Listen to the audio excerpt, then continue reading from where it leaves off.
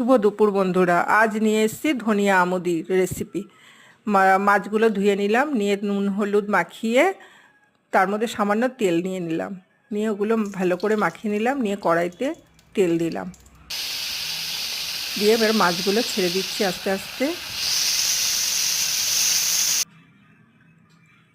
এবার এখানে কেটে রেখেছি পেঁয়াজ কুচি, টমেটো কুচি, কাঁচা লঙ্কা চিড়ে।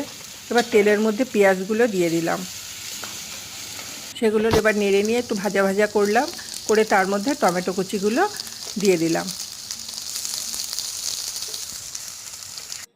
দিয়ে এবার সেগুলো নেড়ে একটু আলু কুচি রেখেছি সেগুলো আবার দিয়ে দিলাম, দিয়ে তার মধ্যে কাঁচা লঙ্কা চিড়ে দিলাম, দিয়ে সামান্য জল দিয়ে দিলাম। তার মধ্যে এবার ওই ধনেপাতা, রসুন আর কাঁচা লঙ্কা পেস্ট করে রেখেছিলাম সেগুলো দিয়ে মাছগুলো ছেড়ে দিলাম, দিয়ে সামান্য কাঁচা সর্ষের তেল দিয়ে দিলাম ছড়িয়ে, দিয়ে তারপরে সেগুলো নামিয়ে একটু ধনেপাতা কুচি ছিটিয়ে আর একটা কাঁচা লঙ্কা দিয়ে দিলাম। তৈরি হয়ে গেল ধনিয়া আমুদি।